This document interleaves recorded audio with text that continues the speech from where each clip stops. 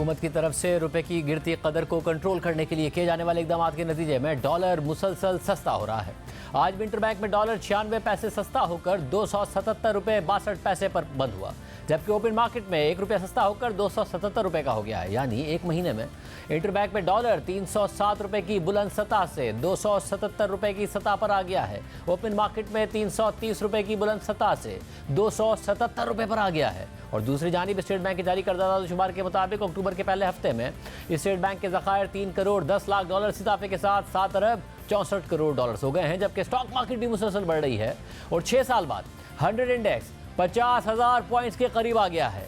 आज index 721 points इजाफे के बाद 49,493 पॉइंट्स पर बंद हुआ। इससे पहले 6 जून 2017 को स्टॉक मार्केट का 100 इंडेक्स 49,527 पॉइंट्स पर बंद हुआ था। इस हवाले से बात करेंगे माहिर मईशत मोहम्मद सुहेल साहब हमारे साथ मौजूद। मोहम्मद सुहेल साहब, बहुत शुक्रिया हमेशा में ज्वाइन करने के लिए।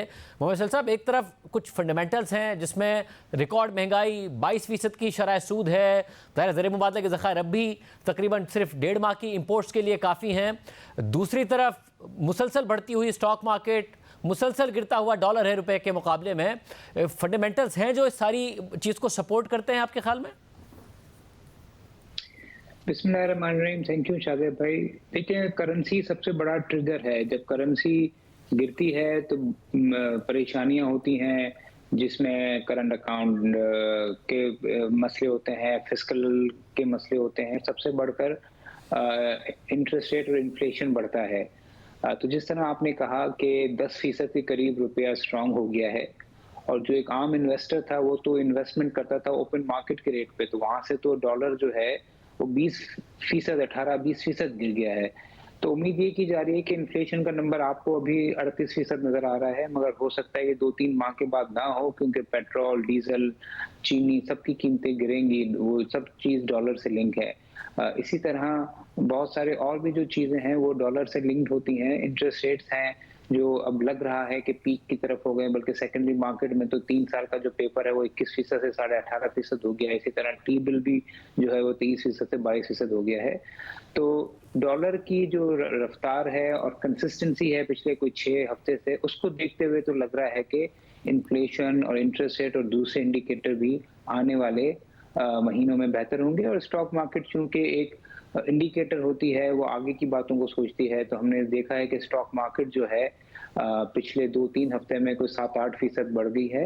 और 6 साल के बाद, जिस तरह आपने कहा, 50,000 हो गई है। और इंटरेस्टिंग ये है कि मार्केट कैप $20 बिलियन का हो गया था 100 से, अब वो 2-3 माह में बढ़ के $26 बिलियन पहुंच गया है। और उसके साथ हुआ यह है कि पिछले 3 साल में स्टेबिलिटी बहुत कम टाइम के लिए आई है। विदाउट अगर IMF हो कि जी IMF होगा नहीं होगा, तब तो जाहिर है बहुत ही अनस्टेबल हो जाती है सूरत हाल, रुपया, स्टॉक मार्केट, सब कुछ। मगर जब IMF हो भी जाए तब भी बड़ी शॉर्ट टर्म स्टेबिलिटी मिली। तो ये जो एक लग रहा है कि थोड़ा सा स्टेबल पीरियड है, ये आपको लगता है कि प्रोलॉन्ग्ड स्टेबल पीरियड हमें मिल सकता है? ग्रोथ के चांसेस तो नहीं है, मगर कम से कम स्टेबिलिटी हो, या ये भी शॉर्ट टर्म ही साबित होगा? देखिए, 2 पहलू हैं। एक तो ये जो स्मगलर और करेंसी के जो स्पेकुलेटर्स हैं और हवाले का काम करने वाले हैं, इन पे जो एक्शन हो रहा है, ये तो पहले कभी IMF के प्रोग्राम में भी पिछले 15-20 साल में हमने नहीं देखा। तो ये तो बहुत ही यूनिक चीज हो रही है। और जो करेंसी डीलर से हमारी बात हो रही है, तो उन्होंने भी अपनी जिंदगी में इस तरह की चीज होती हुई नहीं देखी कि पाकिस्तान में एक महीने में रुपया 20% बढ़ जाए। कभी हुआ नहीं है। तो ये यूनिक चीज है शाहजेब भाई। मगर जो दूसरी आप निशानदेही कर रहे हैं, वो एक बहुत बड़ा चैलेंज है पाकिस्तान में कि 20 से ज्यादा IMF के प्रोग्राम हुए हैं। ये शॉर्ट टर्म प्रोग्राम है जिसका रिव्यू नवंबर में है, और हमने देखा है कि श्रीलंका में रिव्यू नाकाम रहा है, बांग्लादेश में बड़ा IMF टफ टाइम दे रहा है। तो मेरे ख्याल में ये रिव्यू पास करना सबसे बड़ा चैलेंज होगा गवर्नमेंट के लिए। मगर जो दूसरे जो फंडामेंटल चेंज हो रहे हैं, वो करेंसी का चेंज हो रहा है, क्योंकि बहुत सारा पैसा पाकिस्तान का जो था वो करेंसी में चला जाता था। अब वो स्टॉक मार्केट में थोड़ा सा आना शुरू हुआ है, और उम्मीद की जा रही है कि शायद वो फिर इकोनॉमी का हिस्सा बने, जिससे फायदा हो। मगर आपकी बात बिल्कुल बजा है कि IMF से जो हमारे मुज़ाकरात होंगे अभी और फिर इसके बाद मार्च में, वो एक बहुत बड़ा फैक्टर होगा कि वो क्या कामयाब होते हैं कि नहीं होते। और फिर जो नई हुकूमत आती है वो किस तरह नए प्रोग्राम के लिए IMF से बातचीत करती है। तो ये शॉर्ट टर्म स्टेबिलिटी तो नजर आती है, मगर मीडियम टू लॉन्ग टर्म में तो ये 2 रिव्यू पाकिस्तान को आईएमएफ के साथ कामयाबी से कंप्लीट करने पड़ेंगे। सर अगला रिव्यू तो अब चंद दिन में ही होना है। एक जो टैक्स का टारगेट है वो हुकूमत ने पहले क्वार्टर में अचीव भी किया है, बल्कि उसको सरपास भी किया है। इसके अलावा क्या आपको कुछ खदशात लगते हैं कि टफ टाइम मिल सकता है पाकिस्तान को, क्योंकि फौरन ही अनसर्टेनिटी आ जाती है जैसे ही टफ टाइम की खबर आती है?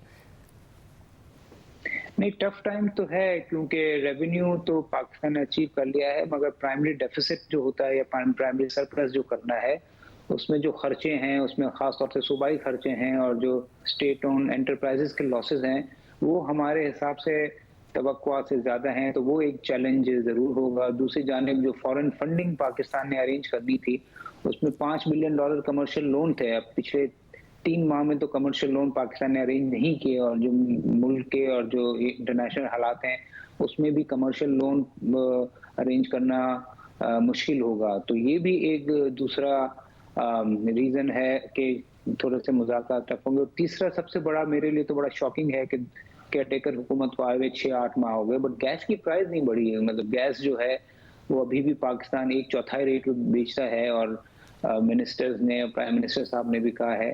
तो ये 3-4 इश्यूज हैं शादिक भाई, मेरे ख्याल में इसमें मुज़ाकरात होंगे आईएमएफ से। आईएमएफ टफ टाइम ही देगा, बट मैं पर्सनली काफ़ी हद तक कन्विंस हूँ कि हमारे हालात शायद श्रीलंका और बांग्लादेश जैसे बुरे नहीं हैं और चांसेस हैं कि कुछ वेवर के साथ पहला रिव्यू कामयाब हो जाए।